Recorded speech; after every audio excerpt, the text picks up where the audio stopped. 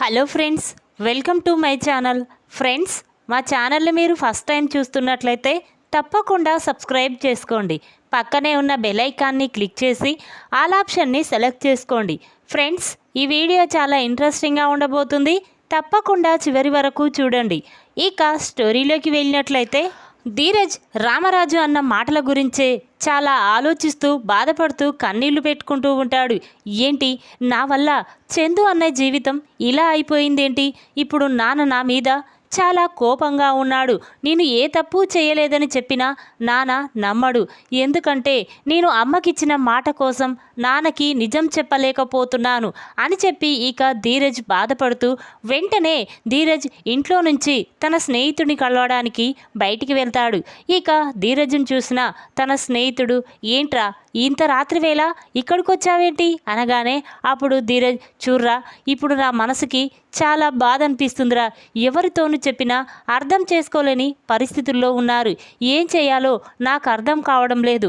అందుకే నీ దగ్గరికి వచ్చానురా అని ధీరజ్ అనగానే అప్పుడు తన స్నేహితుడు, ఒరే ధీరజ్, దీనికి ఒక్కటే మార్గం రా, దానికి ఒకటి ఉంది, చేస్తావా అనగానే అప్పుడు ధీరజ్, ఏంట్రా నువ్వు చెప్పేది అనగానే అప్పుడు తన ఫ్రెండ్, చూర్రా, మనసుకు చాలా బాధ అనిపించినప్పుడు టెంపుల్కి వెళ్ళాలి.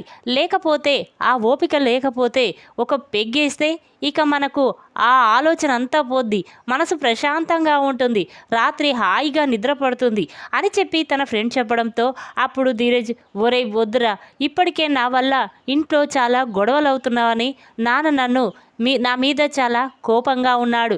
ఇప్పుడు నేను తాగి ఇంటికి వెళ్తే నాన్న నన్ను మెడ పట్టుకొని బయటికి గెంటేస్తారా అని ధీరజ్ అనగానే అప్పుడు నా స్నేహితుడు, లేదురా, ఏమీ కాదు, పద అని చెప్పి ఇక ధీరజ్ స్నేహితుడు ధీరజ్ని తీసుకొని బార్కు వెళ్తారు. ఇక ఇద్దరు కూడా అక్కడ ఫుల్లుగా తాగేస్తారు. ఇక ధీరజ్, సరేరా నేను వెళ్తాను అని చెప్పి ఇక ధీరజ్ బండి తీసుకొని ఇంటికి వస్తాడు. ఇక ధీరజ్ వచ్చేసరికి రామరాజు కుటుంబం మొత్తం నిద్రపోతూ ఉంటుంది.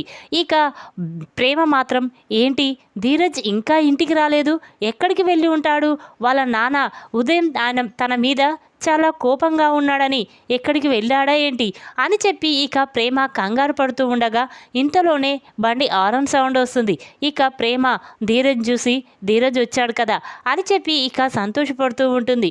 ఇంతలోనే ధీరజ్ అటు ఇటు ఊగుతూ ఇక గదిలోకి వస్తాడు. ధీరజ్ని చూసిన ప్రేమ ఒక్కసారి స్టన్ అవుతుంది. ఏంటి ధీరజ్, నువ్వు తాగొచ్చావా? ఏంటి అసలు నువ్వు ఏం చేస్తున్నావో నీకైనా అర్థమవుతుందా అని ప్రేమ అనగానే అప్పుడు ధీరజ్, ఇదంతా నీ వల్లే, నీ మెడలో తాళి కట్టడం వల్లే ఇలా జరిగింది. మా నాన్న ఉదయం చెప్పాడే, నువ్వు ప్రేమ మెడలో తాళి కట్టడం వల్లే ఈ ఇంటిని నాశనం చేశావు, శత్రువుల అమ్మాయిని పెళ్లి చేసుకున్నావని మా నాన్న నన్ను తిట్టాడు. ఈ గొడవలకు కారణం నువ్వే కదా. నీ జీవితం నిలబెట్టాలని మా అమ్మ బలవంతంగా నా చేత నీ మెడలో తాళి కట్టించింది. తండ్రి కొడుకులని శాశ్వతంగా విడదీసింది. అత్త కోడలు కలిసి ఈ కుటుంబాన్నే నాశనం చేశారు కదా అని చెప్పి ఇక ధీరజ్ తాగిన మైకంలో వేదవతి గురించి కూడా తప్పుగా మాట్లాడుతూ ఉంటాడు. ఆ మాటలు విన్న ప్రేమ చాలా బాధపడుతూ, చూడు ధీరజ్, నేను ఏ తప్పు చేయలేదు, కాకపోతే కళ్యాణ్ని ప్రేమించాను, పెళ్లి చేసుకోవాలనుకున్నాను, కానీ వాడు మాత్రం నన్ను మోసం చేసి వదిలేశాడు. నేను నా మెడలో తాళి కట్టమని చెప్పలేదు కదా, ఎందుకు ప్రతిసారి నన్ను ఇలా బాధ పెడుతున్నావు అని చెప్పి ఇక ప్రేమ కూడా బాధపడేసరికి ధీరజ్ అది చూసి తన మనసులో, ఇదేంటి పాపం, తను కూడా ఇంతలా బాధపడుతుంది, ప్రతి క్షణం నేను ఆ తప్పును చూసి ఆమెని కించపరచడం మంచిది కాదు అని చెప్పి ఇక ధీరజ్ అనుకుంటూ ఉంటాడు. ఇంతలో ప్రేమ మాత్రం బాగా ఆకలి వేయడంతో ప్రేమ ఒక చోట కూర్చొని బాధపడుతూ ఉంటుంది.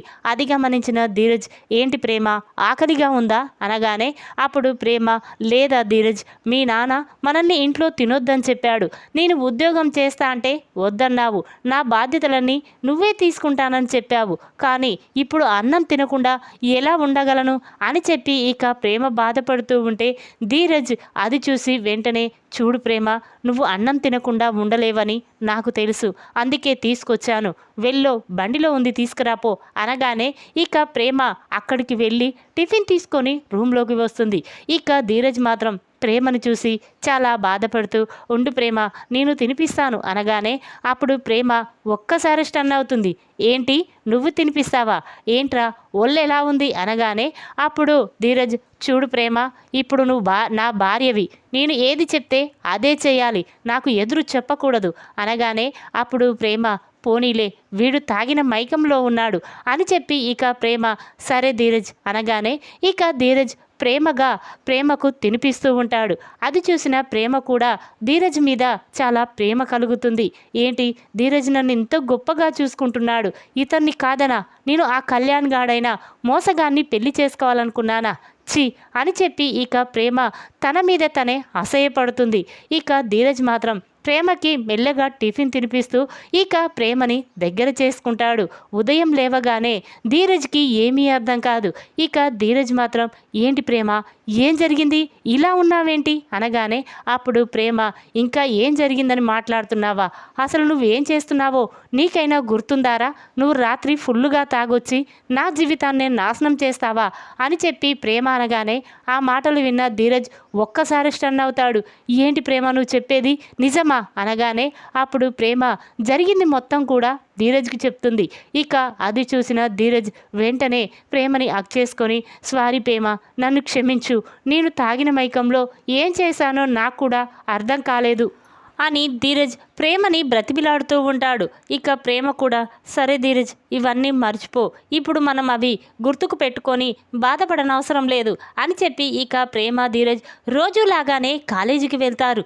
ఇక ప్రేమ రోజులు గడుస్తూ ఉంటాయి. ఒకరోజు ప్రేమ కాలేజీకి వెళ్తుంది. కాలేజీలో కళ్ళు తిరిగి పడిపోవడంతో ధీరజ్ ఒక్కసారి స్టన్ అవుతాడు. ఇక వెంటనే ప్రేమ ప్రేమ అని పిలుస్తూ ఉంటాడు. ప్రేమ ఎంతకీ పలకకపోవడంతో వెంటనే ధీరజ్ ప్రేమని హాస్పిటల్కి తీసుకువెళ్తాడు. ఇక అక్కడ డాక్టర్తో, చూడండి డాక్టర్, ఎలాగైనా ప్రేమకి ఏం జరిగిందో చెప్పండి, కళ్ళు తిరిగి కింద పడిపోయింది అని ధీరజ్ అనేసరికి అప్పుడు డాక్టర్ ప్రేమని టెస్ట్ చేసి, చూడు బాబు తను తల్లి కాబోతుంది అని డాక్టర్ చెప్పగానే ఇక ధీరజ్ ఒక్కసారి స్టన్ అవుతాడు. ఏంటి డాక్టర్, ప్రేమ తల్లి కాబోతుందా అనగానే అప్పుడు డాక్టర్, అవునండి, ఎందుకు అంతలా ఆశ్చర్యపోతున్నారు, మీరిద్దరు భార్యాభర్తలే కదా, అంతలా ఆశ్చర్యపోవడానికేంటి, సంతోషపడవలసిన విషయం ఇది అని చెప్పి డాక్టర్ అనగానే ఇక ధీరజ్ ప్రేమను తీసుకొని ఇంటికి వెళ్తాడు. ఇక ప్రేమ మాత్రం, ఏంటండి ఏం జరిగింది, నేను కళ్ళు తిరిగి కింది పడిపోవడం ఏంటి, నాకేమైనా అయ్యిందా అని ప్రేమ అనగానే అప్పుడు ధీరజ్, ఇంకేమైంది ప్రేమ, మన ఇంట్లో వాళ్ళు మనల్ని అసహించుకునే పరిస్థితి వచ్చింది, ఆ రోజు నేను బాగా తాగి నిన్న ఏదో చేసిన వల్లనే ఇప్పుడు నువ్వు తల్లివి కాబోతున్నావు, ఈ విషయం అందరితోనూ చెప్తే ఇక మా నాన్న నా మీద ఎంత అసహించుకుంటాడో, పెద్దోడికి పెళ్లి జరగకముందే మీరు తల్లిదండ్రులు కావడం ఏంట్రా, సాగర్ నర్మదా కూడా పెద్దోడికి పెళ్లి జరగముందు ఏమీ కాకూడదని వాళ్ళు దూరంగా ఉన్నారు, కానీ మీరు మాత్రం మీ సుఖం మీరే చూసుకున్నారు అని చెప్పి నాన్న నా మీద ఇంకిత కోపంగా ఉంటాడు అని చెప్పి ధీరజ్ అనగానే అప్పుడు ప్రేమ, ఏంటి నేను తల్లిని కాబోతున్నానా అని చెప్పి ప్రేమ అంటుంది. ఇక ఆ మాటలన్నీ చాటుగా ఉన్న వేదవతి వింటుంది. వెంటనే ఒక్కసారి స్టన్ అవుతుంది. ఇక వెంటనే ధీరజ్ దగ్గరికి వచ్చి, ఏంట్రా ధీరజ్, ప్రేమ తల్లి కాబోతుందా అనగానే అప్పుడు ధీరజ్, అవునమ్మా, ఈ విషయం నాన్నకు తెలియనివ్వకు, నాన్నకు తెలిస్తే చాలా బాధపడతారమ్మా, వద్దు, ఇప్పుడప్పుడే మాకు పిల్లలు వద్దు అని చెప్పి ధీరజ్ అనగానే ఆ మాటలు విన్న వేదవతికి చాలా కోపం వస్తుంది. వెంటనే ధీరజ్ చెంప పగలగొట్టి, ఏం మాట్లాడుతున్నావురా, పిల్లలంటే దేవుడు ఇచ్చిన వరం, మనం అది కాదనుకోకూడదు, ఇప్పుడు ఇంత సంతోషమైన విషయం ఎందుకు చెప్పకూడదు అనుకుంటున్నావు, ఇంట్లో వాళ్ళకి చెప్తాను అని చెప్పి ఇక వేదవతి వెంటనే రామరాజు, నర్మదా, సాగర్ని అందరినీ పిలుస్తుంది. ఇక అందరూ కూడా హాల్లోకి వస్తారు. వేదవతిని చూసి రామరాజు, ఏంటి బుజ్జమ్మ ఏం జరిగింది, అంత సంతోషంగా ఉన్నావేంటి అనగానే అప్పుడు వేదవతి, చూడండి పెద్దోడు పెళ్ళి ఆగిపోయిందని నాకు కూడా చాలా బాధగా ఉంది, కానీ ఇప్పుడు మాత్రం ఒక సంతోషకరమైన విషయం చెప్పాలనుకుంటున్నాను అని వేదవతి అనగానే అప్పుడు రామరాజు, ఏంటి బుజ్జమ్మ అది అనగానే అప్పుడు వేదవతి, చూడండి ప్రేమ తల్లి కాబోతుంది, ఈ ఇంటికి వారసుడు రాబోతున్నాడు, నాకు మాత్రం చాలా సంతోషంగా ఉందండి అని వేదవతి అనగానే ఆ మాటలు విన్న రామరాజు అందరూ కూడా ఒక్కసారి స్టన్ అవుతారు. ఇక వెంటనే రామరాజు చాలా సంతోషంగా, నిజమా బుజ్జమ్మ, ప్రేమ తల్లి కాబోతుందా, అంటే ఈ ఇంట్లో ఒక బుల్లి వారసుడు రాబోతున్నాడా అని చెప్పి అందరూ కూడా చాలా సంతోషపడుతూ ఉంటారు.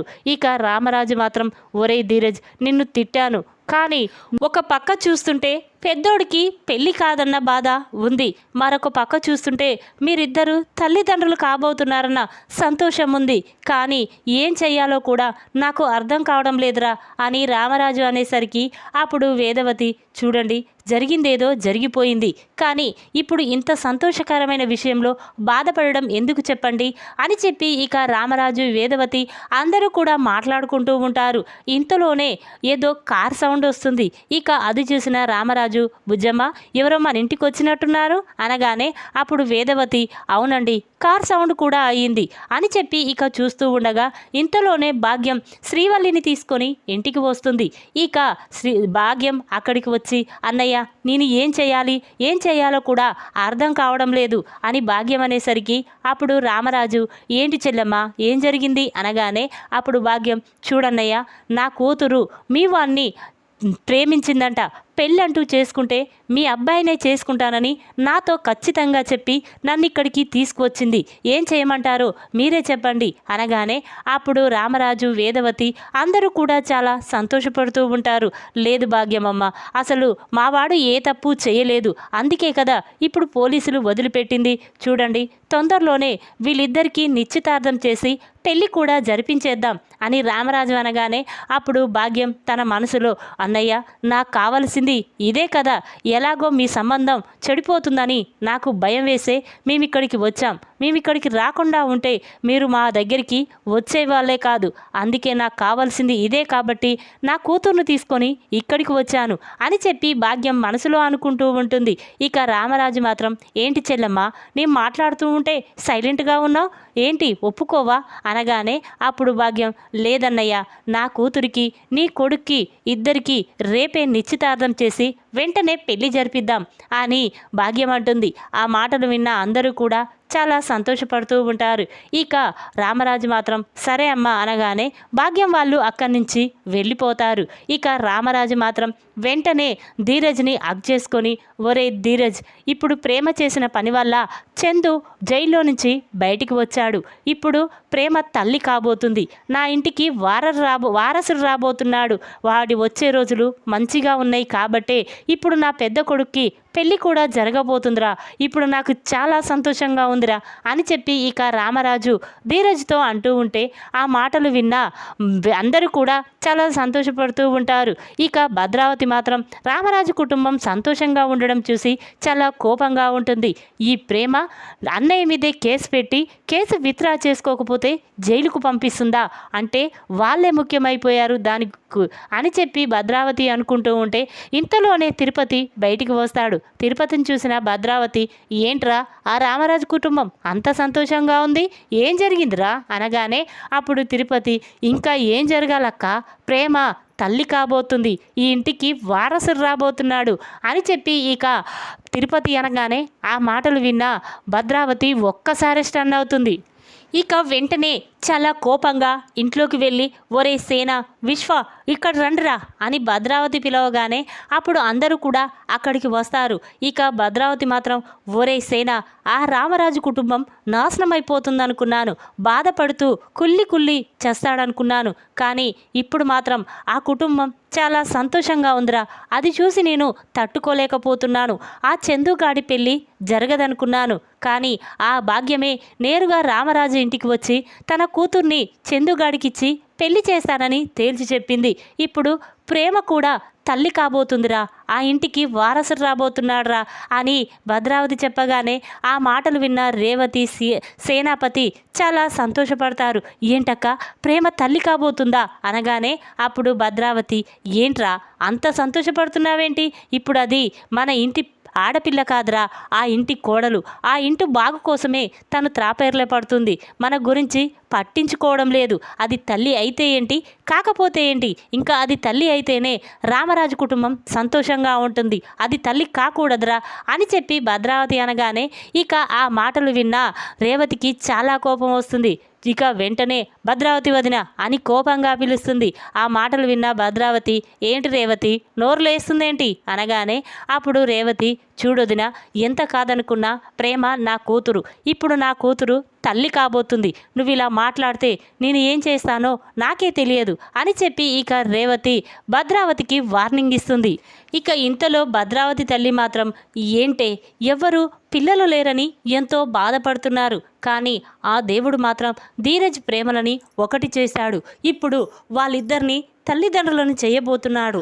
అలాంటి ప్రేమ గురించి ఇలా తప్పుగా మాట్లాడుకోవడం ప్రేమకి మంచిది కాదు అని భద్రావతి తల్లి చెప్పగానే అప్పుడు భద్రావతి, లేదమ్మా, మా కుటుంబాన్ని ఎంత బాధ పెట్టాడో ఆ రామరాజు కుటుంబాన్ని కూడా అంత బాధ పెట్టాలి అని భద్రావతి అనేసరికి అప్పుడు రేవతి, చూడొదిన, ఈ రెండు కుటుంబాల మధ్య ఈ గొడవలని ఇప్పటికైనా ఆపేయి. ఇప్పుడు నా కూతురు కడుపుతో ఉంది. తనకేదైనా జరిగితే ఆ నష్టం మనకే. చూడు, ఇంకొకసారి అన్నయ్య జోలికి వెళ్ళావంటే నేను ఏం చేస్తానో నాకే తెలియదు అని చెప్పి ఇక రేవతి అక్కడి నుంచి వెళ్ళిపోతుంది.